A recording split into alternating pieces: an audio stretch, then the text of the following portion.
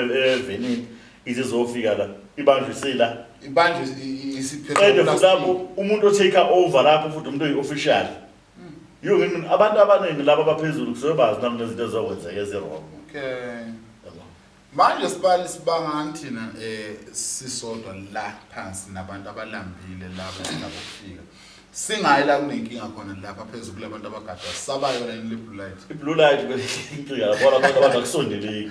Mawuqala ungathi uyasondela nje uzoba nenkinga. Uke wezwa kuthiwa imashi iyasuka la emzini kapresident. Akasi kwenzeka. So imashi igcina iphelela nje la oLuthuli House. Khona la eqadini beshisa amathekini. Umgwaqo wenze lutho sibana nje umgwaqo just wonke umuntu osebenzisayo. Yabo. So abantu nje abakhohlakele labantu abalapha phezulu. Bakuthiwa kuyayitela ukuthi Dizando okhona nje nanga umuntu okhohlakele eParliament kuthiwa kudilizwa yena. Kutelekele lokho kudiliza ubani. Ngabe kukhulunywa ngcono kakhulu. Mayizwe lingabuyele emakhosini kanjani ngokwabo. Iyazi belithathe kakhulu labantu. Amakhosi asekwazi ukulawula indawo lezi aphethe kuzo kuphela. Awasakwazi ukulawula ngalawula umhlaba. Ngendlela engibuka ngakhona ngoba umhlaba manje uthi abheka ulawulwa ipolitiki. Yonke noma ngathi wenzani ipolitiki ngiyo phezulu. Makhishwa isabelo zemali sikhishwa labantu abalapha phezulu eParliament. Ayikho imali emakhosini kufikela imolo yawo. Ayikho imali ongathi manje asiteleke sokuthi inkosi ayisinike imali sokwakha isikolo. Cha, ufuna uye ekhanseleni. Kuyiwe kumeya. Naye inokho eminyango nethile kuze kuyofika le phezulu kwi-Department of Transport bese kuthiwa ke no madoda nabahloli bethi hayi angisizeni lapha ke isikolo sekunenkinga kanje. Yabo. So noma ngaye ikhansela ushisa umuzi ikhansela lana namanje. Linomholo walo nje lo uholayo walo. So ikhansela liyisithunywa. Kahle kahle nakuthi ikhulunywa ngekhansela. Abantu ayisibali ngeke man uyazi indaba ethintayo ijule kakhulu pho yini leyo kumele siyenze kanti ukuze siphile kahle emhlabeni wena ubona ukuthi kumele senze njani mangethe kufanele kususu leadership engcolile kube kwabantu asicabanga ukuthi bazoba right abazokwazi ukumela iqiniso uyabona nje ake ngilenzela nje ngeke ngakhuluma la ngobaba uOwen Nkomo ngobaba uAnna Msweli uOwen Nkomo ulapha kwi-Inkosi Group wawumsweli ula kwi-traffic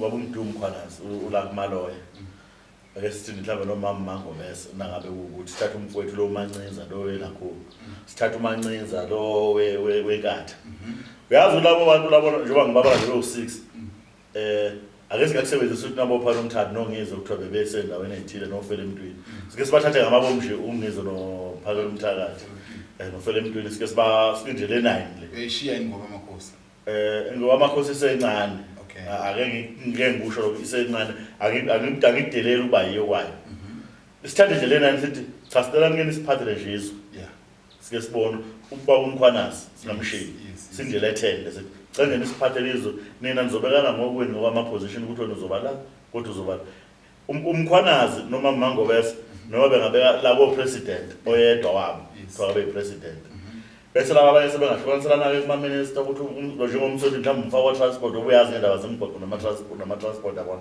uOwen Nkomo umfake kwi-Inkosi Group lo umuntu umkhwazi umfakela ngabe justice uyazi ukuthi ikhonto ongayibona la eSouth Africa hawu maqonde twi bese laba olokuphaka umthakathi no ngizobayeke khona la bephethela endaweni lezi zokuphatha abantu la eduze kwamakhosi nina ke ngiqishe la uyazi ukuthi ngeke uphinde uzongena ethu inkohlakalo la eSouth Africa ngekukhishwa labo gogo labo abagcwele lapha nomkhulu labo abangcolile ngoba mawuthi uyabheka labantu bafuna ukutshela ukuthi la eSouth Africa umuntu above 35 asaqasheki mawuthi uyabheka umuntu above 35 akamusha kanti uyathi uyadelisa kodwa kwathi yimbo bengamsayinela igrant ukuthi ngoba usegugile ngoba akahola phela imali leyo gogo kumndeni kubona lo cha inkabi isishayekile isikhulu yabo mangathi akusuka impi manje iRussia ibiza up to 60 uyibona abantu babuka impilo amakhehla ngokwala up to 60 kodwa bona balubeka ikhehla na 65 eParliament 75 belinike isikole kodwa kuthiwa umuntu above 35 asaqasheki so that's why ngithi mina lento yokuthi almenza equal in the eyes of the law sibani iyafeyila nakufika kwezinye igaba kakhulu lento ngisayisho namanje ngeke ngiyiyeke ukuthi iyafeyila nayifika kwezinye igaba ngani ngoba shulo umthetho uvuna abantu abathile uyabona nje sibani manje nangabe kuthiwa ngithatha isinqumo sokuthi ngiyashada umngabe uzobiza isibongo sakithi kodwa mase kuyiwa kubantu bangaphandle umuntu unayisuka ngaphandle ezoshada intombazane yala thola citizenship nentombazane intombazane nazo noma unayishada ubiza isibongo sendoda kunjalo kuza